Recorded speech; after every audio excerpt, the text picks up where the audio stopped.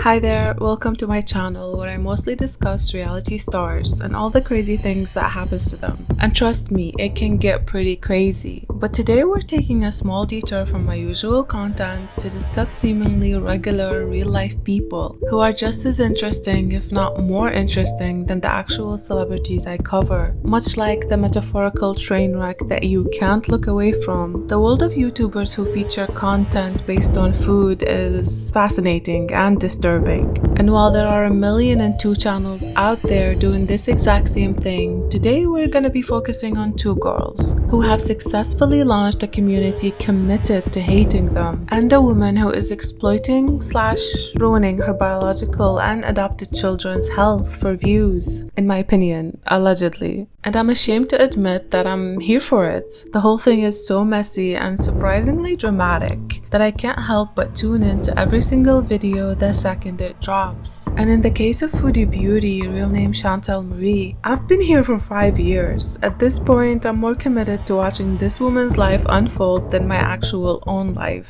And I'm not alone. There are thousands and thousands of, I'm not sure you can call them fans of hers out there. Foodie Beauty, alongside another YouTuber called Amberlynn Reid, are known within their community as the Gorls. Not girls with an I, but girls with an O. And together, I guess you can call them the stars of GorlWorld. You're really going to block the star of GorlWorld just because I'm defending myself against people? Are you serious? Are you serious? I'm pretty, okay? That has a lot, and I don't mean that to be conceited. I'm being very matter of fact. Being pretty gets you a lot of privilege. I'm just saying. And GorlWorld doesn't just revolve around the fabulous lives of its fabulous stars or its side characters, of which there are plenty, but at this point it's less of a world and more of an empire, with hundreds of reaction channels popping up and building whole YouTube channels, communities, and hour-long documentaries around the lives of extremely obese, emotionally immature, manipulative, lying women who at first glance seem to lead very boring and uneventful lives. So why then is GorlWorld even a thing in the first place?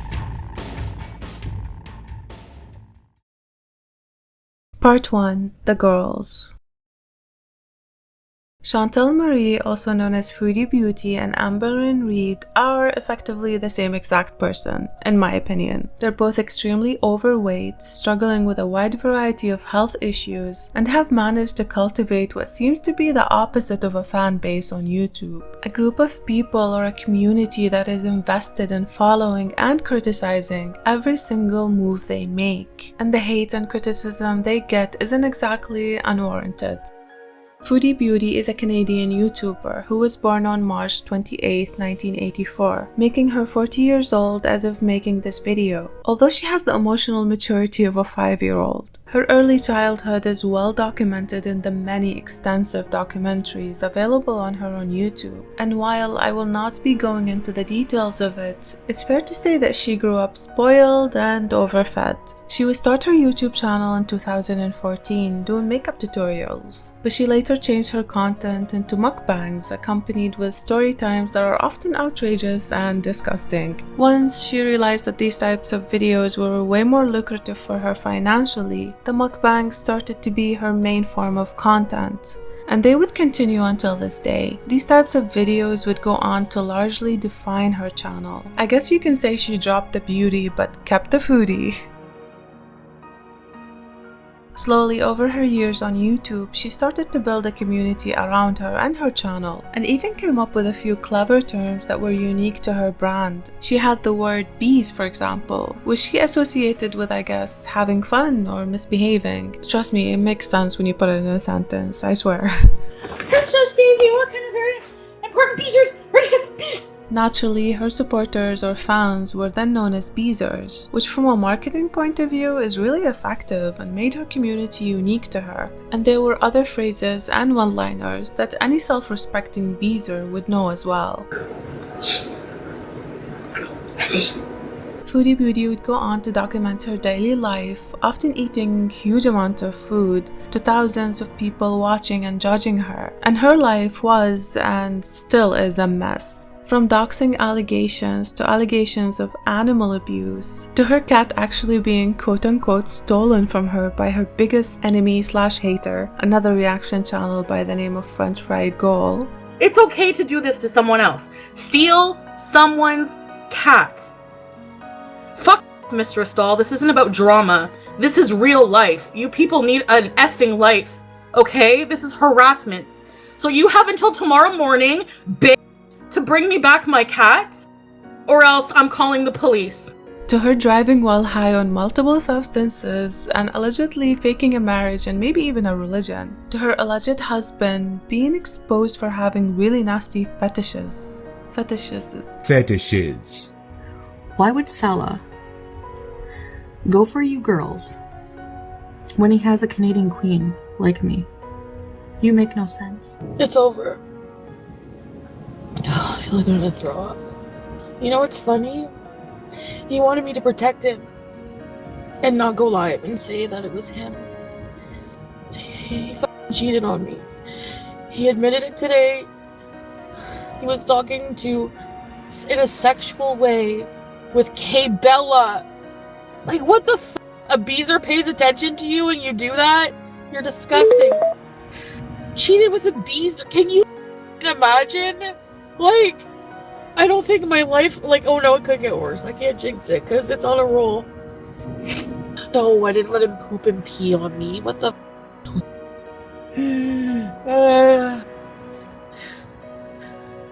No, I don't even have them anymore. I gave my cats away for you. To move. My husband fell for it. I'm pawning my, you know what? I'm fucking auctioning my wedding ring. I don't even believe in God right now. Why am I wearing fucking hijab? I don't believe in anything anymore. And I could go on and on and on. It's a deep dark hole that I can't possibly cover in one video. But throughout all the emotional breakdowns, scandals, and rages, one thing was constant in all her videos and her life, and that is food.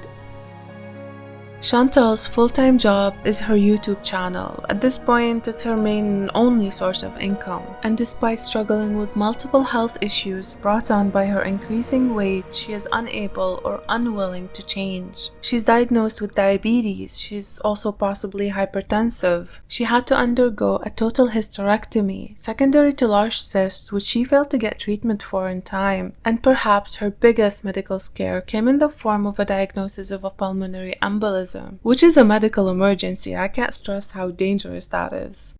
Aren't pulmonary embolisms deadly? A pulmonary embolism can be fatal. And I had all the symptoms: shortness of breath, chest pain, dizziness, coughing, almost fainting.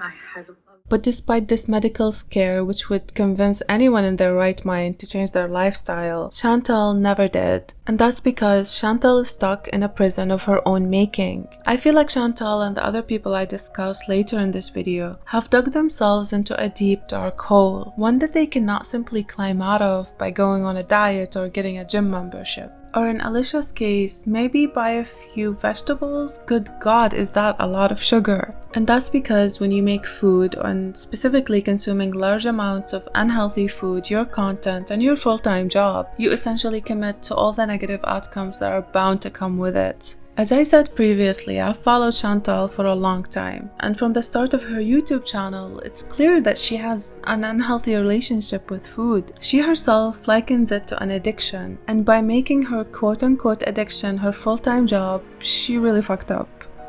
Moreover, food is not just her drug of choice and means of making money. Over the years, it has become her connection to the outside world. Rarely do you see Chantal out and about doing anything other than eating. Even her interpersonal relationships are dictated by food. She currently has no friends and has moved away from her hometown, where her family lives, to Kuwait to pursue a man she met on the internet. Her family and friends' connection to her, however unhealthy, is now replaced by a single single connection to a man who seems to have no problem with watching the love of his life and supposed wife self-destruct, as long as it keeps the views coming and the bills paid, I guess. The train wreck in the GorlWorld universe is happening in real time, and it's inevitable. The cycle of failed diets continues, interrupted only by periods of extremely serious health scares, and Chantal can get out of it. After 10 years of being a YouTuber, living her life openly on the internet,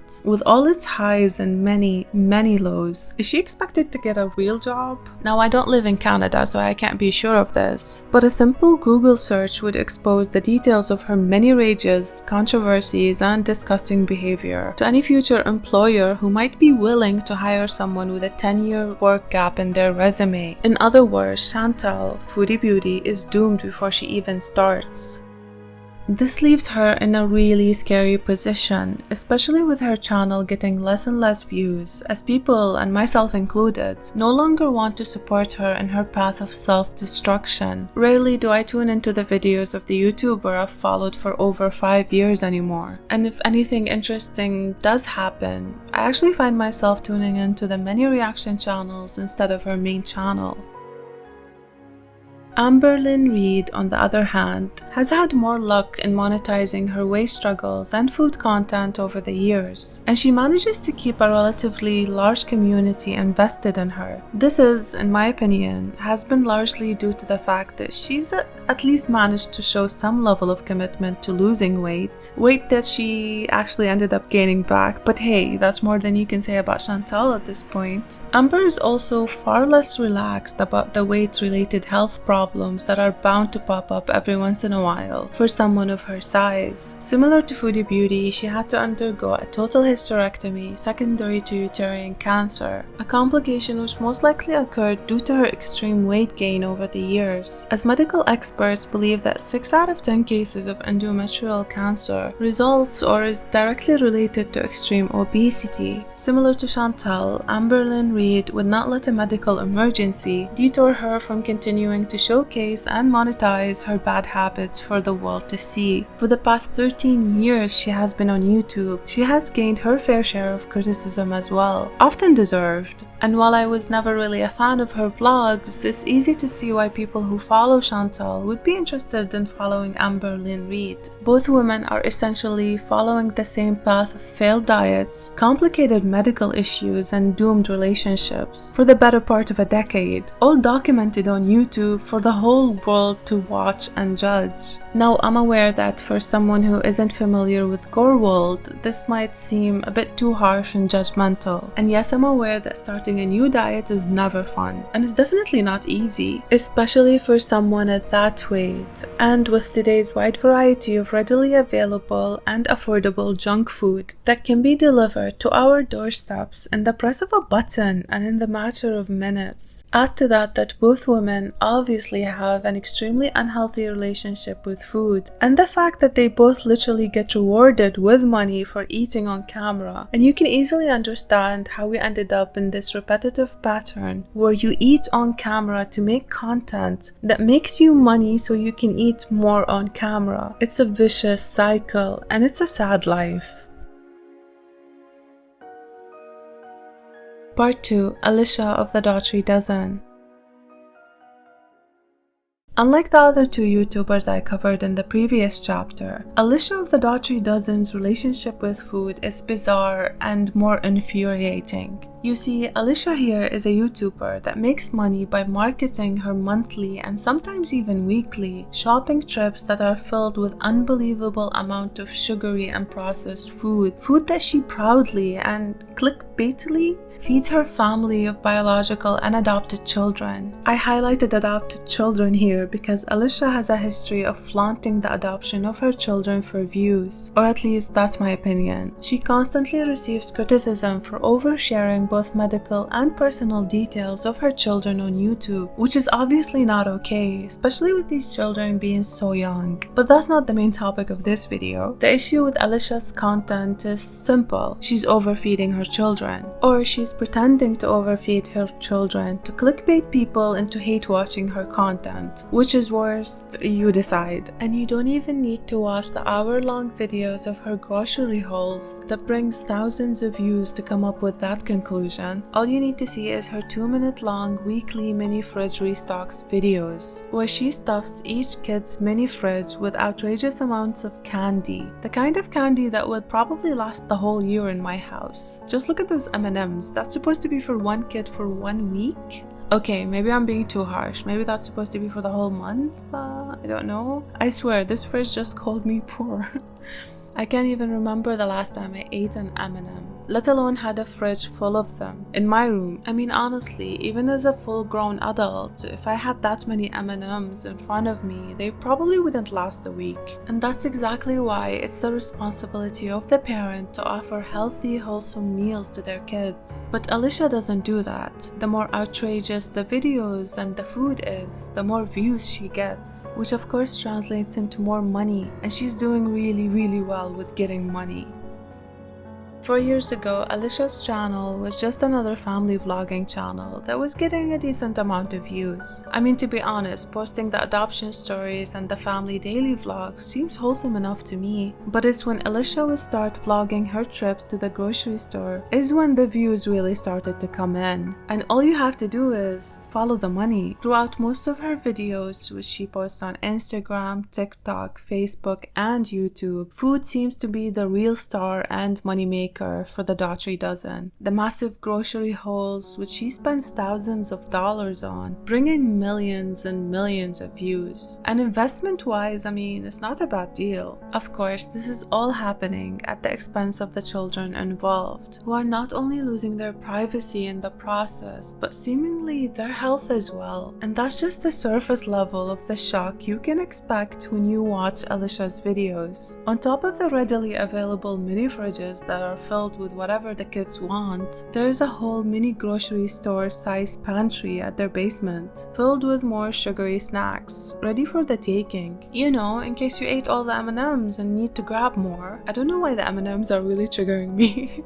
Subscribe so I can get my own mini fridge filled with M&Ms and probably type 2 diabetes. But obviously, aside from the criticism I'm dashing out, which is probably driven by my 12-year-old self, who didn't even dream of having that much sugar available, Alicia and her husband providing home and shelter for the adopted kids is something that I'm really grateful for. And it's something, in my opinion, that can't be overlooked. I just wish that instead of spending time editing and posting daily on their multiple social media money-making outlets, Alicia would actually just spend time with all her kids, all 11 of them. I can't imagine the time and dedication it would take to raise one kid, let alone 11. Alicia instead seems to be content to throw food and expensive gifts at her children, while at the same time shoving a camera in their face. And that is, in my opinion, just as sad as an outcome as the lives of Marie and Amberlynn Reid.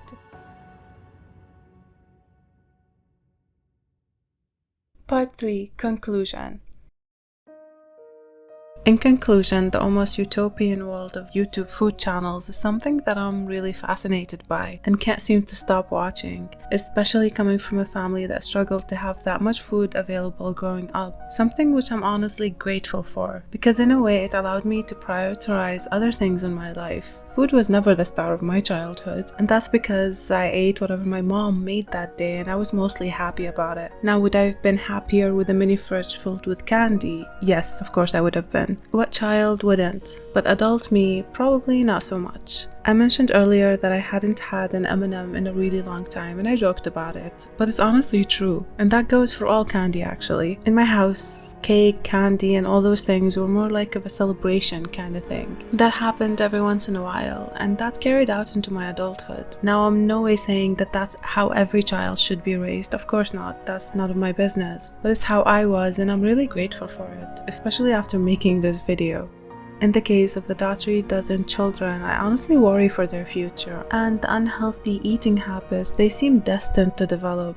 Sugar and carb-filled food is something that is hard for adults to resist, as we saw in the case of Amberlynn Reid and Chantal, who despite a wide variety of health issues seem to be unable to break the cycle that was started decades ago, which is why I can't help but think those kids don't stand a chance. Now, is every single one of them gonna end up overweight with a truckload of medical bills? No, probably not. But maybe one of them will, and that should be enough to matter.